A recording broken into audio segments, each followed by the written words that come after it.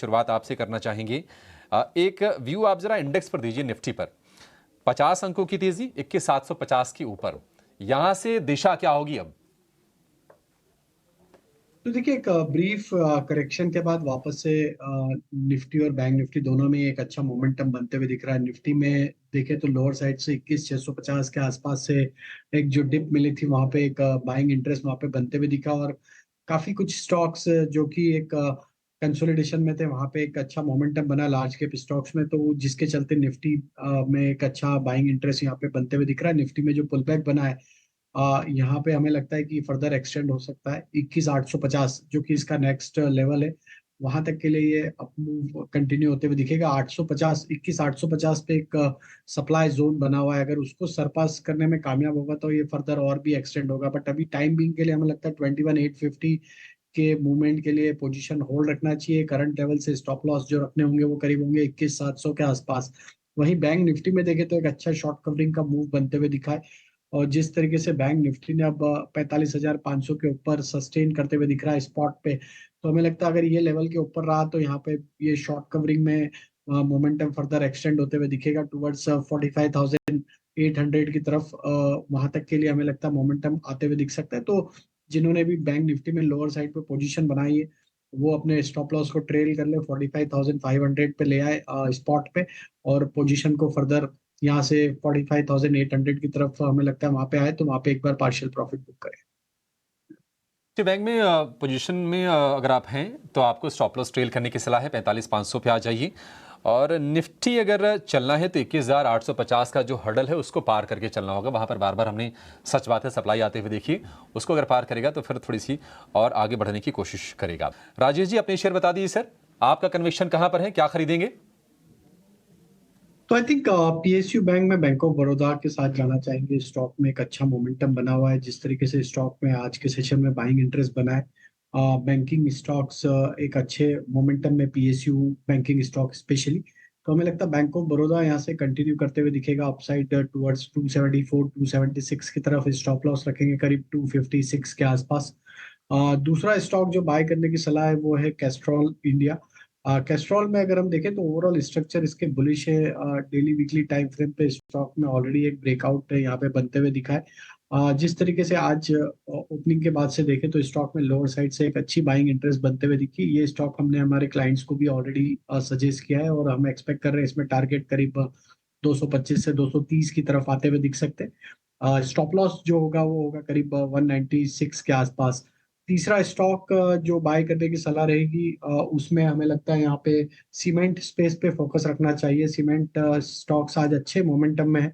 उसमें हमें एसीसी काफी पसंद आ रहा है। एसीसी में देखें तो ओवरऑल स्ट्रक्चर बुलिश है। स्टॉक में 7-8 दिन के कंसोलिडेशन रेंज का ब्रेकआउट ऑलरेडी यहाँ पे होते हुए दिखा है। अब स्टॉक अगर 2580-85 के ऊपर सस्टेन रहा तो इसके नेक्स्ट टारगेट 2660 की तरफ आते हुए दिख सकते हैं। तो 2585 के स्टॉप लॉस से एसीसी बाय करने की सलाह है। टारगेट होंगे 2680 2690 की तरफ। ठीक है। तो बीओबी, कैस्ट्रॉल और एसीसी, ये तीन शेयर राजेश जी की तरफ से आज आपको खरीदारी के लिए सलाह है। राजेश सर से पता करते हैं। राजेश सर, आप कल परसों थे ना हमारे साथ, ये जी के बारे में हम आपसे जिक्र कर रहे थे, तो 180 के आसपास सर इनिशिएट हुआ है। 195 के बाद अभी 200 हो गया सर, थोड़ा और कैरी होगा क्या? 200 सवा 200 तक हमारा टारगेट है इसमें। एक्चुअली 200 का तो हिट ही हो गया। आज जी एंटरटेनमेंट आपको 200 रुपये का भाव दिखा रहा है, और सर और चलेगा क्या?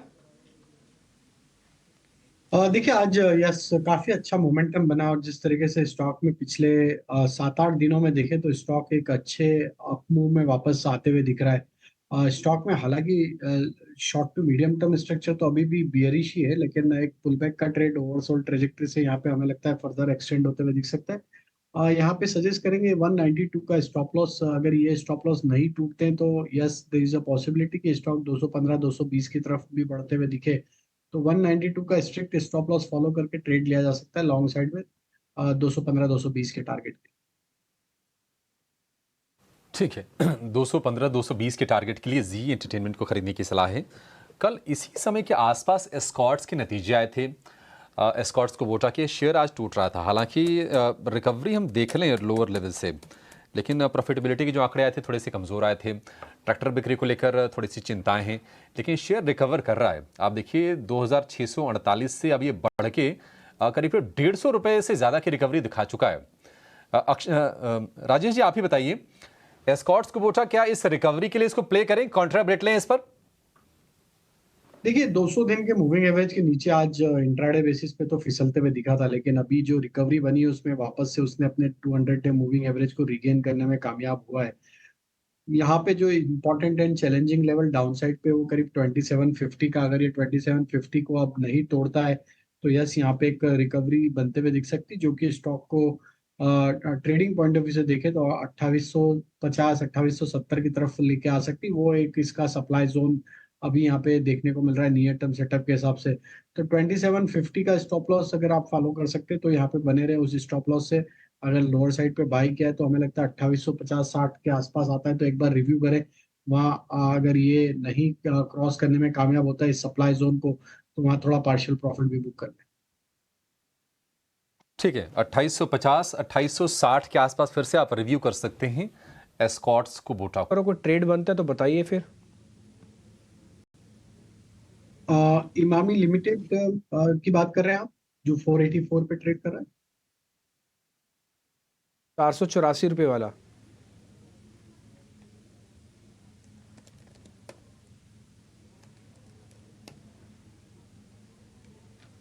मिल गया राजेश जी? इमामी डालो, आ जाएगा, पहले वही आएगा, बाद में दूसरा आता है। हाँ जी बिल्कुल। तो देखिए स्टॉक में एक डाउन मूव है ऑलरेडी। स्टॉक करेक्शन में अगर हम देखें तो यहाँ पे ऑलमोस्ट 200 डे मूविंग एवरेज को आज जिसने रीटेस्ट किया है। जिस तरीके से स्टॉक में करेक्शन यहाँ पे देखने को मिला है पिछले कुछ हफ्तों में, हमें लगता है कि यहाँ पे जो important and critical support area है वो आज का लो ही है। अगर ये वापस उसको तोड़ता है तो 475 के नीचे फिसलता है तो यहाँ पे सप्लाई प्रेशर फर्दर और एक्सटेंड होते हुए दिख सकता है। अगर ये 475 को डिफेंड करने में कामयाब रहता अगले 1-2 दिन, तो थोड़ा यहाँ पे पुल बैक का ट्रेंड बनते हुए दिख सकता है, जो कि अगेन हायर साइड पे 510 520 की तरफ आते हुए दिख सकता है, जो कि एक अगेन सप्लाई जोन रहेगा स्टॉक को हायर साइड पे। तो अगर किसी को सिर्फ ट्रेडिंग पॉइंट ऑफ व्यू से खरीदना है तो उनके लिए एक छोटा स्टॉप लॉस है 475 का बाय करने का। और ये स्ट्रिक्टली फॉलो करना चाहिए, और पुल बैक में 500 510 के आसपास भी आता है तो वहां पे वापस प्रॉफिट भी बुक करे। तो ट्रेडिंग करने के लिए एक रिस्क टू रिवॉर्ड के हिसाब से ठीक अप्रोप्रिएट जगह पे स्टॉक मिल रहा है, लेकिन निवेश के लिए अभी हम इसको अवॉइड करेंगे क्योंकि स्ट्रक्चर इसके वीक है शॉर्ट टू मीडियम टर्म के हिसाब से। शरद, अपने सहयोगी को मैं अपने साथ जोड़ रहा हूँ और वजह आपको बताता हूँ। हौजरी कंपनीज के सबके नंबर्स आ गए हैं। नंबर्स आने के बाद कुछ एक एनालिसिस हुआ है, कुछ ट्रिगर भी पता लगे हैं। ये सारी जानकारी आपको शरद देने वाले हैं। शरद, जरा बताएं हौजरी कंपनीज के एक तो नंबर्स कैसे रहे और अब आगे के ट्रिगर्स क्या हैं? जी बिल्कुल, तीसरे तिमाही के नतीजे की बात करें तो हौजारी स्टॉक्स फोकस में रहेंगे, और यहाँ पे देखें तो डॉलर इंडस्ट्रीज़ और रूपा इंडस्ट्रीज़ दोनों में ही स्ट्रॉन्ग आउट परफॉर्मेंस देखने मिला है। अगर हम वॉल्यूम ग्रोथ की बात करें तो बहुत स्ट्रॉन्ग ग्रोथ जो है डॉलर इंडस्ट्री में देखने मिला, लगभग 30% का। वहीं मार्जिन्स पे भी जो है यहाँ पे आप देख सकते हैं 200 बेसिस पॉइंट से ज़्यादा का ग्रोथ आया है। इसके अलावा अगर की कमेंट्री की बात करें तो यहाँ पे कमेंट्री भी अच्छी देखने मिल रही है कंपनियों से। रूपा ने कहा है कि प्राइसिंग में थोड़ी हेडविंड आई है, पर आगे जाते हुए डिमांड में सस्टेनेंस देखने मिल सकता है। इसके अलावा जो है लक्स ने जो है एक नया मैन्युफैक्चरिंग प्लांट बंगाल में खोला है, और इम्पॉर्टेंटली पेज इंडस्ट्रीज़ जो one of the largest players है आपका इनरवेयर में, यहाँ पे 5% वॉल्यूम ग्रोथ आई। ये सबसे बड़ा जंप वॉल्यूम ग्रोथ का देखने मिला है पिछले 4 तिमाहियों में। इम्पॉर्टेंटली सबसे इम्पॉर्टेंट कमेंट्री आया डॉलर इंडस्ट्रीज़ का, जहाँ पे कंपनी अपनी डिस्ट्रीब्यूशन सिस्टम बदल रही है, और इसका जो नाम है वो है प्रोजेक्ट लक्ष्य। इम्पॉर्टेंट बात ये भी है कि कंपनी की कमेंट्री आई है स्पेशली स्टोर एक्सपेंशन को लेके, वो भी बहुत पॉजिटिव है। और ओवरऑल सबसे स्ट्रॉन्ग कमेंट्री जो है चारों हज़ारी स्टॉक्स में डॉलर इंडस्ट्रीज़ का देखने मिला है।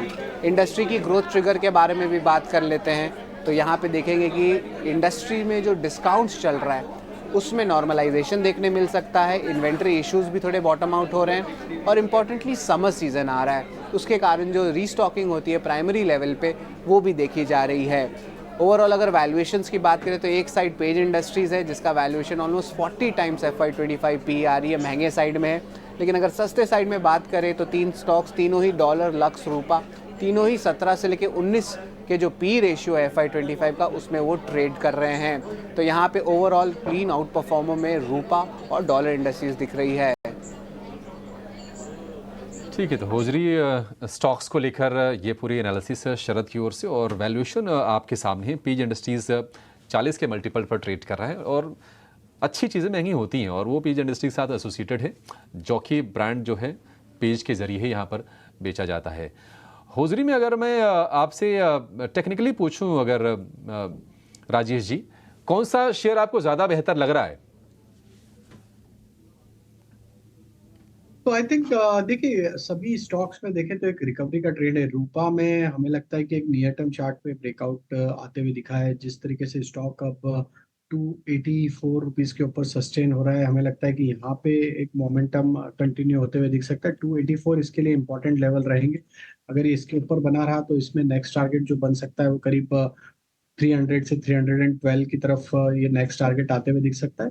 स्टॉप लॉस करंट लेवल से जो रखेंगे, करीब हम रखेंगे 282 के आसपास। वहीं डॉलर में देखें तो डॉलर में भी सिमिलर काइंड ऑफ पैटर्न ही बनते हुए दिख रहा है। स्टॉक अपने एक मल्टीपल सप्लाई जोन को अप्रोच करते हुए दिख रहा है, और जिस तरीके से स्टॉक में आज के सेशन में देखें तो एक साइडवेज कंसोलिडेशन है। कल एक अच्छी तेजी थी, तो यहाँ पे हमें लगता है कि वापस अगर ये स्टॉक 495 के लेवल को क्रॉस करने में कामयाब होता है तो इसमें नेक्स्ट टारगेट 525 से 530 की तरफ आते हुए दिख सकता है। तो ये सिमिलर बिहेवियर है रूपा डॉलर दोनों का, और हमें लगता है कि डॉलर में अभी यहाँ पे जो इंपॉर्टेंट लेवल है डाउन साइड में वो करीब है 475 का। अगर ये इसके ऊपर बना रहा तो there is a high possibility कि ये ब्रेकआउट करते हुए दिखे, और 525 की तरफ भी स्टॉक अगले ट्रेडिंग सेशंस में आते हुए दिख सकता है।